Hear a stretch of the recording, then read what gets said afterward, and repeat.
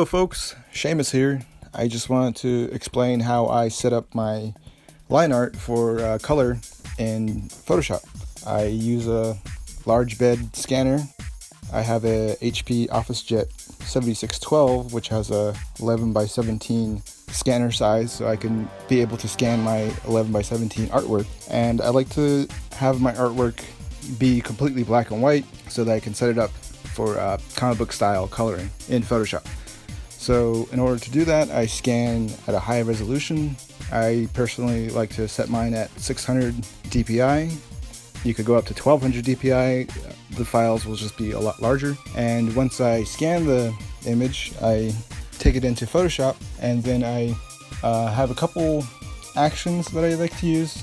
Sometimes I like draw with blue line and I ink over that. So in order to get rid of the blue line, I have a little action here that one of my college teachers from SVA, the School of Visual Arts, where I studied cartooning, he gave us a cool action, a couple action sets to use for setting up comic book pages. And this particular one makes the blue line, erases the blue line from underneath the ink work, so that way you could set it up for Photoshop. So here's a sketch I did of Godzilla, and if I zoom in, you could see that there's a blue line underneath the artwork.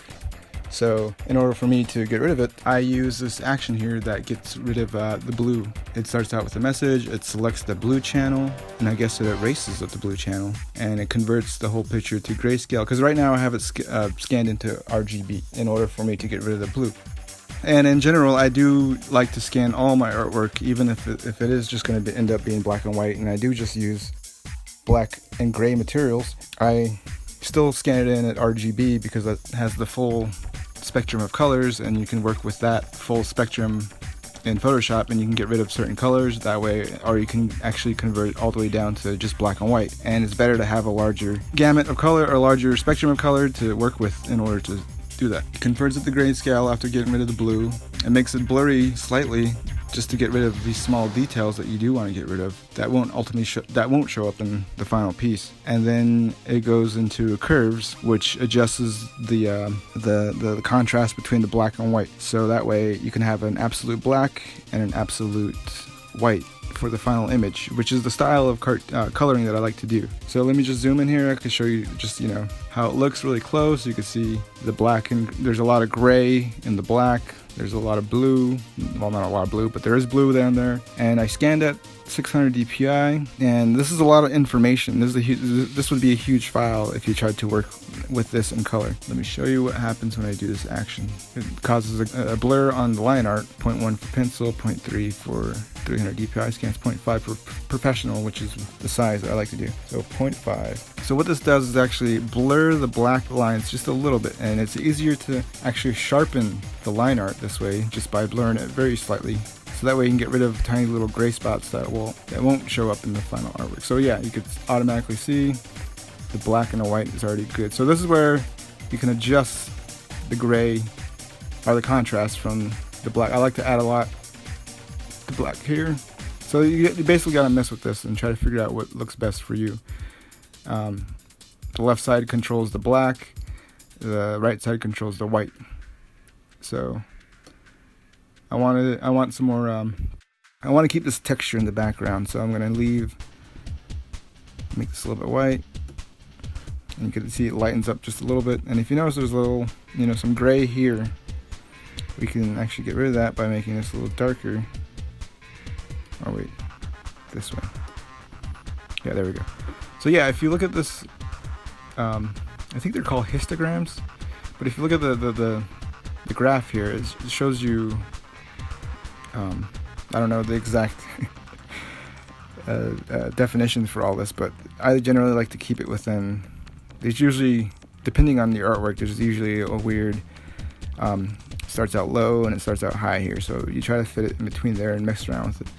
So I like that. So I press OK, and now if you look closer, the blue is gone, but there's still gray in here. There's still gray in there. So I like to keep this all completely black whenever I work in color. And the reason I like to have the image completely black and white is so I could do color holes which I'll show you later on, and you can actually see me do in some of my other coloring videos. So that gets us close enough. I have another action here called make scan into line art, and it does the same thing. It slightly blurs it so you can sharpen it later on. It changes it into grayscale mode. There's the blur, and again it does the same curves thing again, so we can actually, let's go in closer here, and you find a spot that you want to be completely black, like here. I used an ink that was slightly drier than what the ink I used here, so all this is, I want to be completely black here. So I do this again, 0.5 because of the large size. Continue.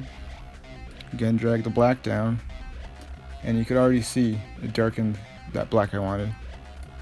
Bring the white up a little bit more. There, I like that. So it's almost completely black and white. There's still another step I like to do.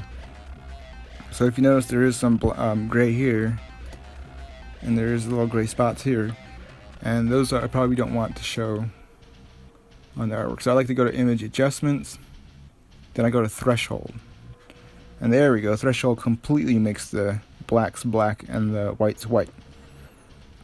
And you can mess with this, and you can get rid of some of the grayish spots and make the line art open up a little bit more.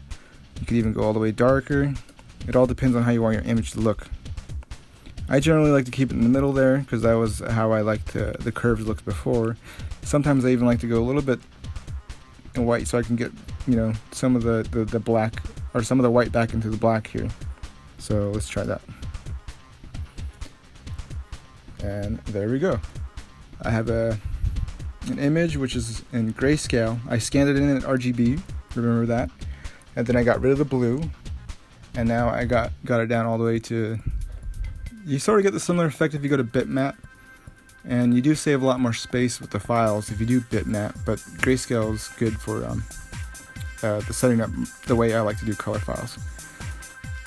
Okay, I'm going to do a quick recap without using the actions to show you what was going on, because the actions actually you have to download and make yourself, and the one I downloaded helped out for coloring, and I don't know how to share that. So basically you take your scan, and if this is a blue line, you go to select, color range, you click on that blue that you're trying to get rid of, and then you mess with the fuzziness until you get this image where you see the blue is popping up. So this shows you the selection that you're choosing. Okay, and that selects the blue. And then you make sure your main color here, foreground color, is white. And if you fill it in, it turns everything that you selected blue white. So maybe you could do it again, color range, and then find the blue that you're trying to get rid of, like here. And the fuzziness, sort of, again, make sure that you'll see that the blue selection shows up there. So again, I selected that blue, fill it in with white, and that got rid of the blue. So then now you go to image adjustments, actually go to mode, you go to mode, because right now it's in RGB, then you change it to grayscale, and you discard the colors, so now it's grayscale and no longer RGB. So then you go to image adjustments, curves, it brings up the same thing here, so you darken the black to where you want it, you adjust the white, and you find this gray here, I want it to turn black, so you turn that, you do it again. And you could also do it again just to make it a little darker, adjust the white here,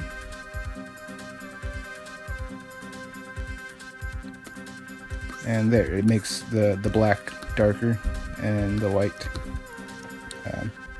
yeah, it makes the grays darker. So again, to get the final complete black and white image, you go to image adjustments and then threshold, and then that's where you mess around with the level here until you like it,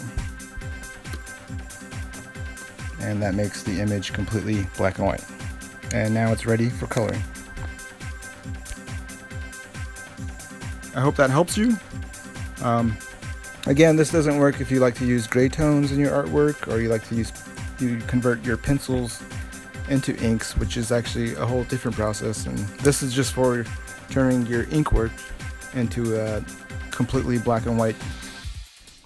So this way it's easier for me to change the colors. Like, I'm gonna probably change the texture in the background here. It's not gonna be black anymore. I'll probably change it, and then look out for a video where I do color this. I can have this whole black background in its own layer later on and change it into like a different color, but that's later on though. This is just for setting up my line art for future coloring. I hope some of this helps you. I hope you find your way.